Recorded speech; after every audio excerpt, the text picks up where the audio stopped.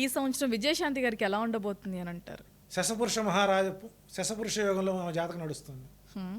ఈ యోగం 55 సంవత్సరాలు దాటిన వారికి ఆరంభం అవుతుంది దాటాయంటారా? అనుకుంటున్నాను. ఓకే. 50 దాటితే యోగాలు కదా వచ్చేది. బీజేపీలో ఉన్నారు, చక్కగా సినిమాలు చేసుకుంటున్నారు. ముక్కుసూటితనం, కుండ పదొకటి మాట్లాడతాం, కడుపులో దాచుకోకపోవడం. రెండోది, ఇప్పటి సూపర్ స్టార్లు కంటే అప్పుడు సూపర్ స్టార్లు అంటే అప్పుడు ఆ రోజున ఆమె తీసుకున్న రెమ్యునేషన్ హీరోలకి ఆమె సమానంగా తీసుకున్నారు. సో ఆమె ఎప్పుడూ లెజెండరే, రోలరే. నా అంచనా ప్రకారం ఆమెకి మంచి పోర్ట్ఫోలియో, నా అంచనా ప్రకారం హోమ్ మినిస్టర్ ఇవ్వాలి.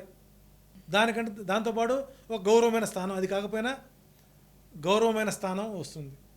ఓకే. ఏదైనా సరే బికాంప్లెక్స్ ట్యాబ్లెట్ని రేవంత్ గారెడ్డి జేబులో ఉన్నట్లే. సో ఆమె బీజేపీలో పనిచేశారు, బీఆర్ఎస్లో పనిచేశారు, కాంగ్రెస్లో కొంతకాలం ఉండి బయటకు వచ్చారు.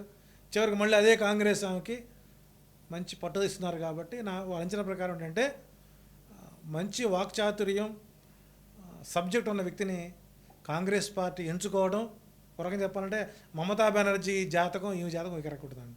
రైవల్ బుల్లెట్ ఇది, 6 అడుగుల బుల్లెట్కి పర్యాయ పదం అంటే విజయశాంతి గారు. ఓకే. సో రాబోయే రోజుల్లో శాసన మండలిలో అద్భుతమైనటువంటి స్పీచెస్ మనం చూడబోతున్నాం విజయకాంత్ రూపంలో.